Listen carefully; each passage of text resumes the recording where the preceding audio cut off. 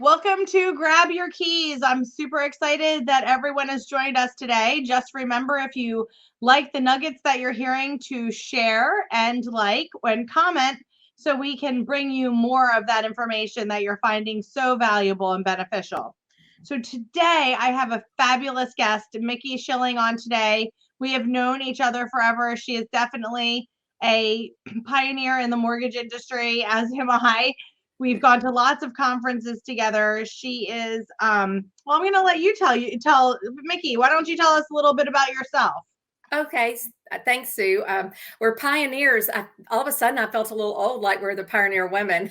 We are, though. I was just at a ladies in lending event, and I was like, I'm just going to own it. I'm just going to Yeah, own it now. I'm yeah. just going I'm to own I'm it. happy to be here and be a pioneer. When I think back about over the decades of the career, I did not get started into the mortgage industry until 2000, and I was a mere 38 years old. Now I'm closing in on 60 in another month.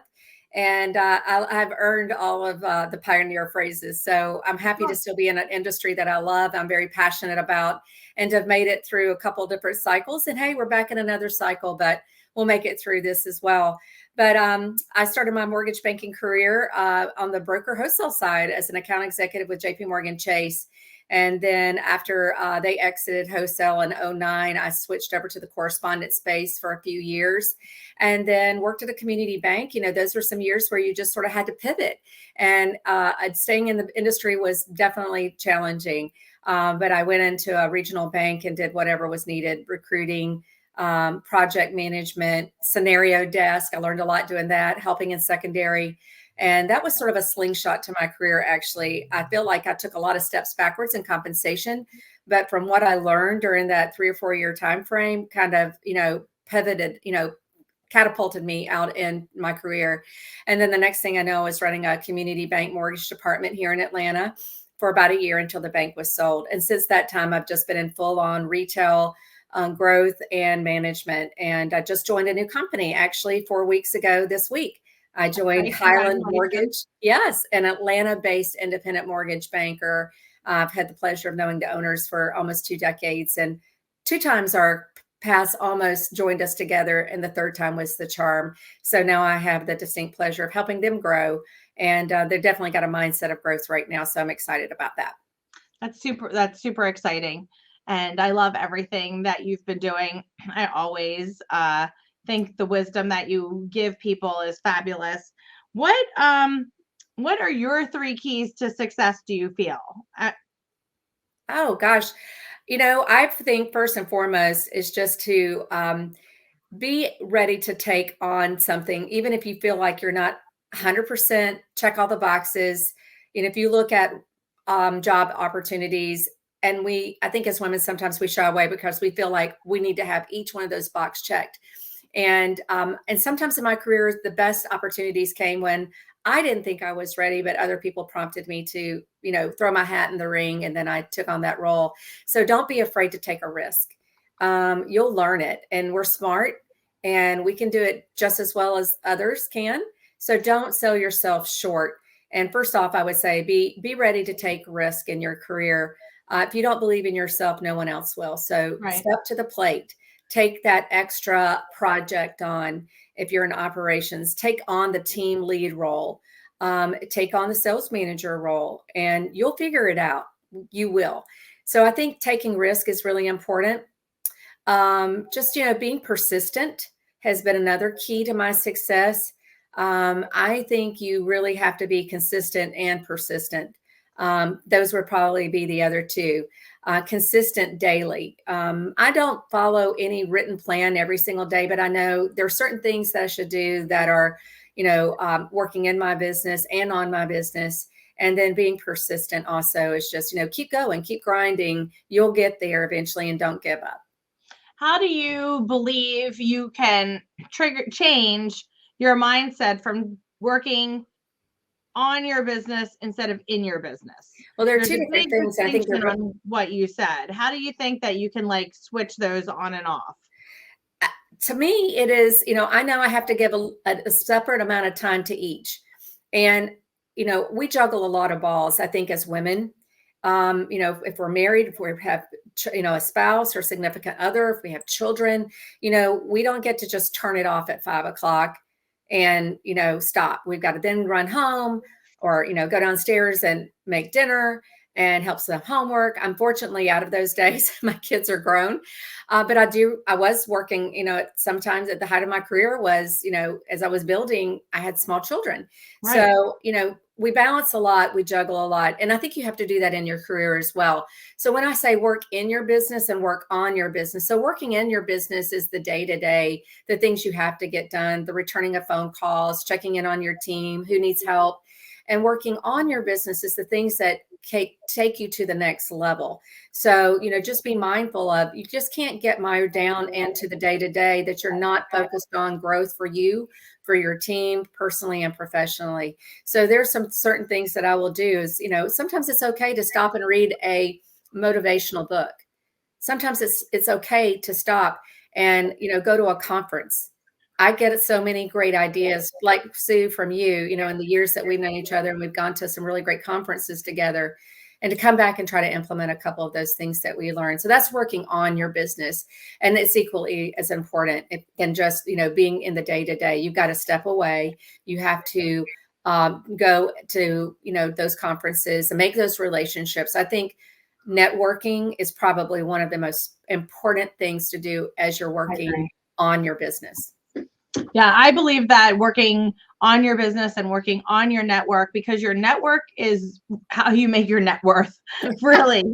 I love that. I have learned so much from reaching out to others and seeing my friends in the community, some who, work in retail, some who don't work in retail, and see what's going on so that we can be prepared and we can have the long stretch. That is so important. Calling a friend in California or calling you, even the people who we have on this podcast, we're bringing so many different backgrounds together to just give nuggets of how people find success in different ways. I mean, your 3 keys have not been said before. The taking risk is amazing. I mean, that's how we can have the ability to shine when we stretch to our total abilities and being persistent. Sometimes you see that as an originator, you need to try to get to people 17 times. Making 5 phone calls is not enough. You have to touch and touch and touch and touch. And, I always say tickle people 10 million times to finally get a response. So I think that's so super important. And the consistency and constantly calling back and constantly making sure that you're true to your word is so important. So I agree with all 3 of those for sure. And there's a lot more keys, but I mean, I think those are some things that if you just implement, let's start thinking about those, you'll see a shift. Absolutely. And you touched on juggling balls. There's so many balls that have to be juggled in the air, especially for women today, with being a mom. Even if you're a mom of adult children, you're still, talking to them, you're still guiding them, you're still, or you're a grandmom, it never seems to end. We have people who have little kids and have littles and all the way through. And I loved what you said, like, student, you can do everything, but there's really no balance in it. Right. What would be your nugget to people who are trying to juggle a lot of things today? Well, don't demand perfection of yourself. I didn't have social media, in the early stages of my career. And I think that's one thing, we compare ourselves and, oh, this person's doing it this way, her social media is great, or she's got it all together. You never know what's really behind the curtain, and you really know what people are facing in their lives. So first and foremost, don't beat yourself up. And don't expect perfection. No one is perfect. But try to do your best and try to set aside time. I had a real, I say come to Jesus moment in my life after Chase exited wholesale in 2009. It was my career was really, going hard at that point. And I could never be the number 1 account executive because that guy was 30 something years old, didn't have a family, and I don't think he ever slept. But I was sitting there juggling one of the largest accounts in wholesale for Chase at the time, and, working hard, and had a daughter in college and a son in middle school. And I look back now and I think, I wish I'd given a little bit more of me. I didn't know how to shut it off quite as well. I was thinking about business all the time. So don't let your business become your life. Right. Do have time for your family. Take self-care.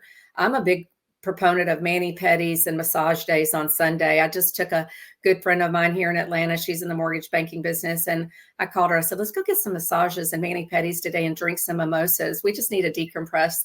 So find you a girlfriend in your market and just go drink mimosas and get some mani-pedis every now and then. It'll do you a world of good. When it comes to juggling, though, I just think don't be too hard on yourself and don't expect perfection because there's no such thing, but just, do the best you can and try to stay as balanced as you can. Sometimes you can do it well, and sometimes it'll be challenging, but be mindful of it. Right. I always say my family life and my work life were never always in sync. One was always like different. They were never perfect. And that actually made my life be more balanced, that they were never perfect because it allowed me to pay attention to things at work when I needed to and pay attention to things at family when I needed to. It just always seemed to work. I always said I never had too many realtors busy at the same time. They all kind of took turns. That's a good point. And, Yeah. So, and I think back, you said moms and grandmoms and kids, and I have a 27-year-old son who's in the business with me. He started on the backside as a junior processor and the loan partner. And then this year, back in June, got licensed. He's in the process of closing some loans. And then I have a 36-year-old daughter who's not in the business. Then I also have a 7-year-old granddaughter. So, it never ends, right? They still need guidance. So, but to your point, just, it's a juggling act, and just know sometimes you have to, it's a yin and yang. With being an empty nester, I thought that we would have tons of time, but we ended up having like no time because there was always something to do, always someplace to go. So, who do you admire? In the mortgage world or just in general? In general. I don't know. Or male both. or female, everybody, anybody. I would say in the professional world, I have a great mentor. Her name is Christy Moss. She was the one who encouraged me to go and seek my CMB and helped me, stay on track. And then also the person who got me into the mortgage industry, Amy Ramsey. My family owes her so much because she hired somebody with zero experience and taught me. But she said, if you do what I tell you to do, you'll be successful. And I listened to every word. So I admire those two ladies.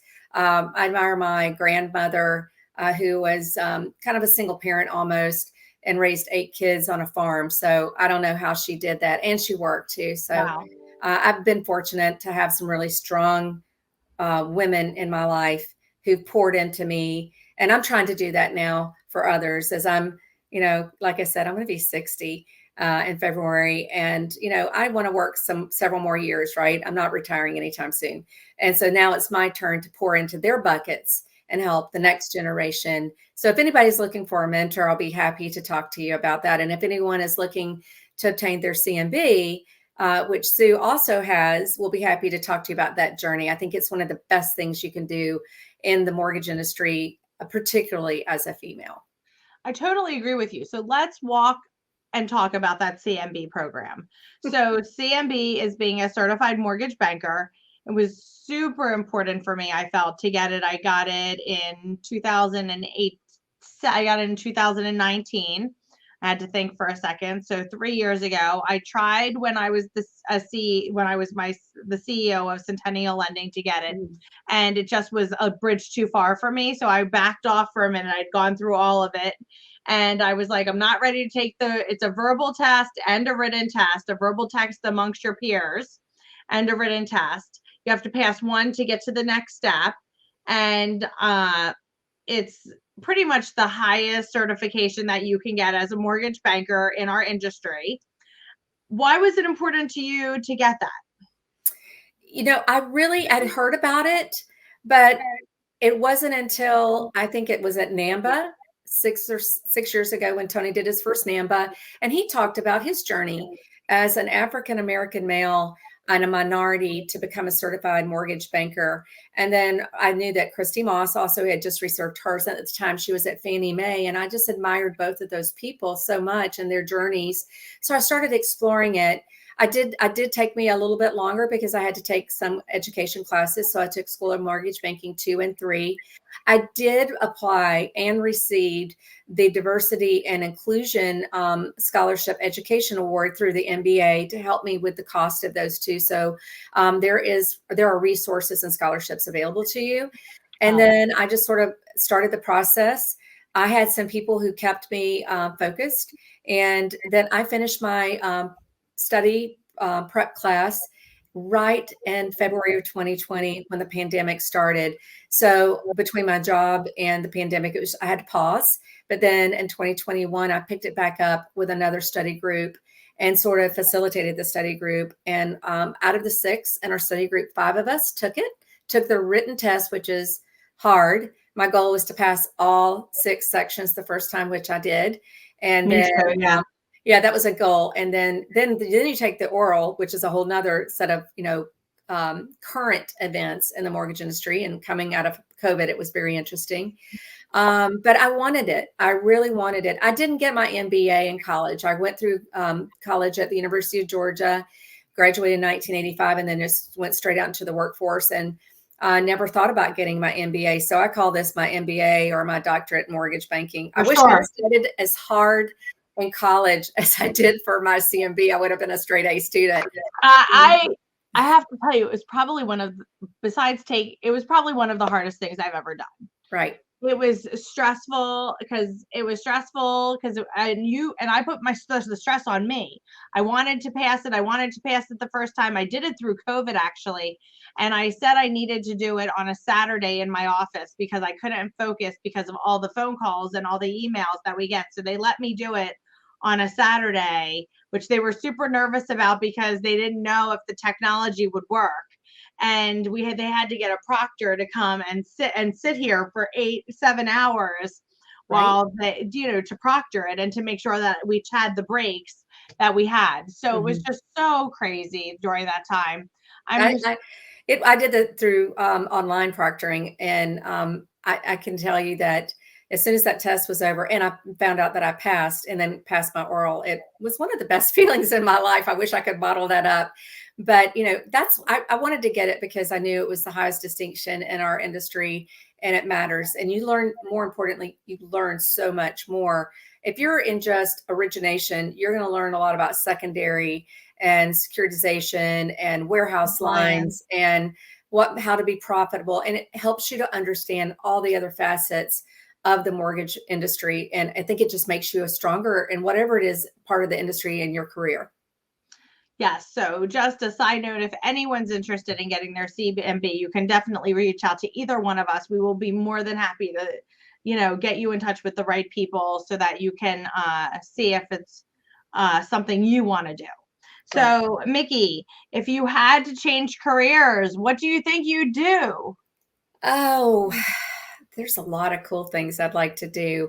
I used to say I wanted to be Samantha Brown or Rick Steves and get paid to travel and write travel stories. And now it seems like people can do that on Instagram. So I don't know if that's a real career path. I'm definitely I would love to be a interior designer, house flipper. I love that. I've always been very, I don't know, my husband and my children always go, how do you see the vision? But I can go into a house and see it, the walls were painted and there was new flooring or whatnot.